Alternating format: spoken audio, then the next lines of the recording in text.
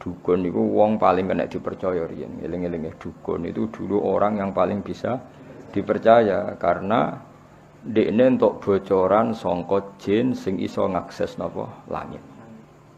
Diriyen lane wong iku ora oleh gedeng dukun nemen-nemen wis ben ana sing dukun wae dadi. So nyai kangelan wis napa dukun. Mergo Allah gawe dukun niku dhisik ya ana hikmahe. Umpama ora ana dukun niku ora ana bocoran ape ana nabi lahir ning napa? Akhir zaman. Ya kalau terangno ge sithik. Dados riyen sedherenge Kanjeng Nabi lahir niku dukun-dukun niku orang yang paling bisa dipercaya.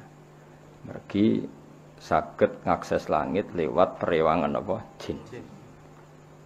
Jin iso ndelok ning langit. Nak ning Lauh Mahfuz iku suatu saat ana wong sing jenenge Muhammad. Wonge lahirane Mekah ngene. Sehingga zaman itu informasi tentang Nabi itu transparan baik dari pendeta kaya Rohibu Bukhaira maupun dari perdukunan. Nggih pun ngoten pangeran ngersakno ngoten. Akhire Bani Hasyim niku mboten pati dagang, mulane melarat-melarat. Bani Abdi Samsin niku tetep dagang, mergo ngerti nak Muhammad iku ora lahir lewat mereka. Eling-eling ya wae Muhammad bin Abdullah bin Abdul Muthalib bin Hasyim. Hasyim didulur jenenge Abdi Samsin. Abdi Samsin iki sak turunane termasuk Muayyah nggih. Muawiyah nggih niku bin Abi Sufyan bin Harb nggih bin Umayyah bin Abdi Samsin. Niku ngerti nak turunan Nabi ora bakal ning ndekne, melane tetep nek mati dagang. Sementara Bani Hasyim padahal Muhammad bin Abdullah bin Abdul Muthalib bin Hasyim. Hasyim itu mbah keempat sangka Nabi. Niku pun ngerti tenan nak sampean putune iku bakal dadi nabi. Makanya ora wani lunga. Jadi Hasyim wedi kok jangan-jangan era aku. Engko Abdul Muthalib ya wedi, jangan-jangan era aku. Abdullah ya wedi, jangan-jangan sehingga do tengok-tengok ning Mekah. Iku ya beritane sebagian sangka kahin napa? Kahin. Perdukunan. Jadi akhirnya mulai Imam Bukhari itu dikritik ketika istidlal itu mengambil dalil bahwa kesaksian kenabiannya Nabi itu sebagian diomong napa dukun. Hazza itu dukun kain. Ini Imam Bukhari menulis di Dalailun Nubuwah, beliau dengan fasihnya ngendikan ketika Abi Sufyan datang Heraklius, beliau datang ke Palestina, teng pemerintahan apa Romawi, Pemerintahan Romawi itu digegerkan oleh informasi nak neng Mekah itu ada orang yang mengklaim dirinya Nabi, ya mengklaim dirinya Nabi. Ya tentu bagi kita tuh nggak ngeklaim panjang Nabi tenan, tapi bagi mereka kan itu klaim. Singkat cerita sudah dengar detail kalau ada orang bernama Muhammad dari suku Quraisy memaklumatkan diri kalau dia seorang Nabi. Singkat cerita Hiroklu kalau dalam kitab-kitab Hiroklu itu tidak punya informasi detail. Suatu saat Abi Sufyan itu mampir ke sana karena mitra dagang. Kita tahu Abi Sufyan itu presiden Mekah, no? Presiden Mekah tentu sering ketemu tokoh-tokoh dunia, termasuk ketemu sinten Heraklius. Setelah Abi Sufyan datang, dipanggil sama Heraklius. Tolong Abi Sufyan suruh menghadap saya, masyhur. Ini ada di Bukhari, saya ulang lagi ini ada di Bukhari. Setelah menghadap, kamu kenal orang yang yadda'i an-nubuwah, orang yang mengaku-ngaku sebagai nabi. Kata Abi Sufyan, ya kenal, itu masih keluarga saya. Ya itu saya kenal karena itu masih keluarga. Zaman itu Abi Sufyan masih kafir. Jadi justru itu bagus, pas itu Abi Sufyan masih kafir. Lalu orangnya sebelum jadi nabi itu pernah bohong enggak? Enggak pernah. Muhammad itu enggak pernah bohong. Justru itu bagus. Karena kesaksian dari seorang musuh apa? Kesaksian dari seorang musuh karena Abi Sufyan belum iman. Terus bapaknya Muhammad ada yang pernah jadi raja enggak? Mbahnya enggak. Terus pengikutnya itu orang-orang lemah apa orang-orang kuat? Orang-orang lemah. Terus pengikutnya itu apa yang ada yang jadi murtad apa enggak setelah ngikuti Muhammad? Enggak ada yang murtad. Bahkan fanatik sekali dengan Muhammad. Kamane wani mati demi Muhammad. Ya mereka nyebut masih Muhammad, masih jangkar. Sampai terus akhirnya dari sekian pertanyaan itu terus Hiroklu membuat tesis sendiri, membuat kesimpulan sendiri. Itu yang namanya Muhammad itu nabi betul. Sifatnya persis yang saya temukan dalam Taurat. Ya. Di antara logika yang dibangun Hiroklu itu begini. Kenapa saya tanya bapaknya raja atau enggak? Andai kan bapaknya Muhammad seorang raja, pasti saya komentari rojulun yatlubu mulka abihi. Dia adalah orang yang punya gerakan karena dia ingin jadi raja lagi kayak bapaknya. Jadi Kanjeng Nabi bagaimanapun dakwah itu kan bikin gerakan sosial. Ya, yang namanya dakwah itu dalam kacamata sosial kan tetap dianggap gerakan apa? Sosial. Dan itu kalau bapaknya raja berarti apa? Rojulun yatlubu mulka abih. Dia bikin gerakan gitu supaya jadi raja lagi kayak bapaknya, kayak mbah-mbahnya. Ketika kamu bilang bapaknya tidak raja, berarti murni karena tugas dari Allah Subhanahu wa taala. Singkat cerita akhirnya Hiroklu manggil temannya dia yang ahli kahana Hazza. Kamu kesini. Ketika teman-teman diskusinya yang sama-sama menguasai kitab langit, tanyanya lucu. Saya mimpi bahwa nanti yang menguasai Jaziratul Arab itu rojulun muhtatinun, orang yang berkhitan. Terus ada yang usul, yang berkhitan itu orang Yahudi. Terus kata Hiroklu, ndak itu masuk, itu pasti tidak Yahudi. Meskipun orang Yahudi berkhitan.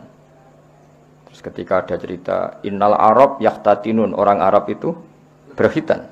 Jadi orang Arab meskipun sebelum ada Islam itu sudah berkhitan karena masih punya sisa-sisa Ibrahim, millati Ibrahim. Akhirnya Hiroklu iman. Saat itu dia komentar, kalau saya ketemu Muhammad latajassamtu ilaih, dan saya kalau ketemu dia wala ghusal tu qadamaihi, pasti meneh dek wajahi sikile tak umbah. Niku jari sinten Hiroklu. Itu juga berdasar kahana. Sehingga Imam Bukhari itu dikritik ketika bagaimana mungkin beliau menceritakan dalailun nubuwah kemudian menyitir omongane ahlul kahana. Nah tentu terus Imam Bukhari dibela sekian ulama, termasuk pembelaan semua ulama adalah zaman itu kahana masih orisinil. Zaman itu kahana masih orisinil dan orang memang mencari-cari Muhammad juga berdasar kahana. Jadi kamane nubuwatu Muhammad iku arafahal fasik wal fajir was soleh wat toleh, bahwa kenabian Muhammad adalah pendeta yang ngerti kaya Ibu Bukhairah, paham ya? Wong Yahudi yang ngerti, dukun nggih ngerti. Saking populernya berita itu di langit, dan langit zaman itu iso diakses jin. Jin terus menginformasikan kepada kahana. Paham ya? Dari pendongan. Nah, tapi terus sistem ini hilang setelah lahirnya Kanjeng Nabi Muhammad sallallahu alaihi wasallam. Tapi ya ono hikmah ya tadi, andaikan enggak ada kahanah yang jadi muqaddimah diutusi Nabi, orang enggak cukup punya informasi tentang Nabi. Ya terus ribet toh, misalnya Nabi maklumatkan aku Nabi. Nabi ku apa? Sing entuk perintah ke Jibril. Jibril ku sapa? Kan panjang. Beda nek ana Yahudi Yahudi kenal Jibril, kenal Mikail, paham ya?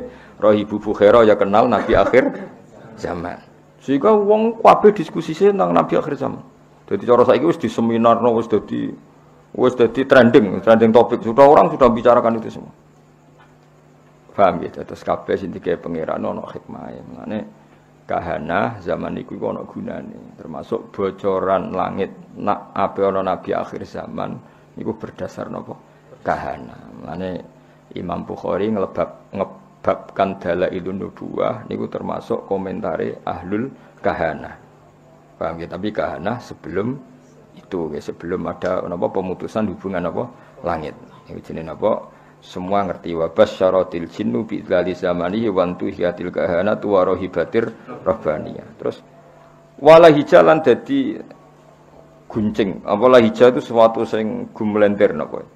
Wala hijalan dadi ngerti, semangat. Nyemangatno bi khobarihi lan khobar anane Kanjeng Nabi sapa kulo hibrin, saben-saben wong pinter, khobirin kang bijak. Wa fi khula husnihi lan ing dalam sifat hiasan sifat apike Nabi, khulayu hiasan husnun wa apik utawa apik sing dipadakno hiasan. Taha padha bingung. Ana sing maca tahin taha sami sangka tahayati hutaihan maknane apa bingung. Dan semua orang pinter membicarakan Nabi, tapi untuk membicarakan keindahan Nabi mereka bingung. Maksudnya bingung karena semua kalimat tidak akan mewakili hakikat keindahannya Kanjeng Nabi Muhammad sallallahu alaihi wasallam ya. Jadi diredaksikan kayak apa itu tidak akan mewakili hakikat keindahannya Kanjeng Nabi Muhammad sallallahu alaihi wasallam. Itu bahasa balaghah apa? Wa fi khula husnihi ta. Ya, wa fi khula husnihi ta. Jadi ketika mensifati keindahan fisiknya Nabi, perilakunya Nabi, akhlaknya Nabi, semua itu tahin, semua itu kebingungan, totaha, semuanya bingung. Ya dadi eling-eling ya, terus mulane ngaji wudu khatam, kowe aja kaya wong-wong Islam garis keras. Wah, dukun enggak bisa diterima. Umpama ora ana dukun niku ora ana nubuwah. Saiki misale ya Fir'aun. Kenal teman Fir'aun. Nah, Fir'aun itu nganti ngerti nak ono Nabi Bani Israel ngomongane sapa cerita? Dukun. Fir'aun diomongi mbek dukun-dukune nanti ada bayi Bani Israel sing kana sababan fi dhahabi mulkika. Nanti bayi ini yang akan menghilangkan kerajaan. Akhirnya semua bayi Bani Israel dibunuh. Ternyata ya nyata yang menghabisi Fir'aun Musa. Otentik. Apa? Otentik. Semua berita gitu. Nabi Muhammad ya sami. Abdul Muthalib ketika putune lahir, sing ditekani pertama ya Kahina, seorang dukun perempuan. Itu omong, putumu iku yablughu minasyarab al-masyariq wal maghrib. Putumu iso ben mulya wetan nganti kulon, sak donya mulya. Lan Abdul Muthalib seneng putune lahir, ya berdasar omongane Kahina. Ya mulane terus mulai fiher, mulai opo ae. Wa ilahi tunsabul butunul apa? Quraisy iku wis krasa. Kok dalam tubuh saya ini seakan-akan ada apa-apa. Iku ya omongane Kahana. Ya sampai akhirnya wasumi fi sulbihin nabiyyu sallallahu alaihi wasallam dzakara wa ta'ala walabba. Ya jadi pangeran gawe dasar-dasar dunia wis kaya ngono. Pertama sing dadi seksi nak nabi ku calon nabi ku ora wong NU, ya ora wong Muhammadiyah. Malah pendeta, malah apa? Nabi umur 12 tahun dijak Abu Thalib teng Syam. Ayo sing ngerti nek dene calon nabi ku, ya ora NU, ora Muhammadiyah. Ya ora PKS, ya ora apa. Sing ngerti malah apa? Pendeta. Lah coba pendeta ngertine berdasar apa? Kitab-kitab samawi mbek kahana, mbek napa? Kahana. Iku pangeran ya. Dadi pangeran wis pancen ngono. Jadi mulane Imam Bukhari ngebabno napa? Ngebabno dalailun nubuwah iku termasuk ngebabno qaulu ahlil kahana. Ya mergo pas iku pancen ngono tenan. Wis contoh gampang sampean ndelok teng kene raja-raja mulai Firaun, mulai Namrud. Kebijakannya itu berdasar informasi ku ahlul kahana. Dan semuanya itu benar. Semuanya itu benar. Akhirnya betul zahabu mulki Firaun karena Musa.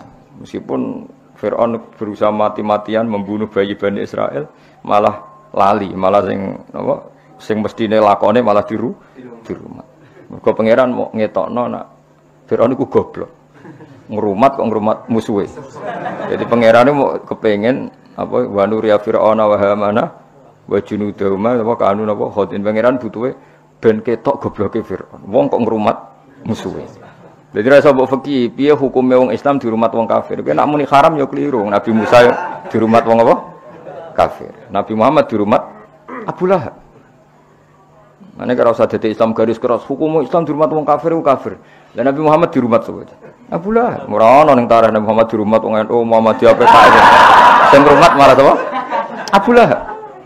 Fir'aun rumah sinten? Musa. Nabi Musa ora tahu di rumah pondok, di rumah kiai. Sing rumah sapa? Fir'aun. Ya, jadi, tapi Allah niate ngenyek, yaiku mau Fir'aun sing membasmi bayi Bani Israel justru ngrumat Musa. Jadi kamane pangeran kepen maklumat, iki lho sing aku pangeran. Wong kok gobloke ngono.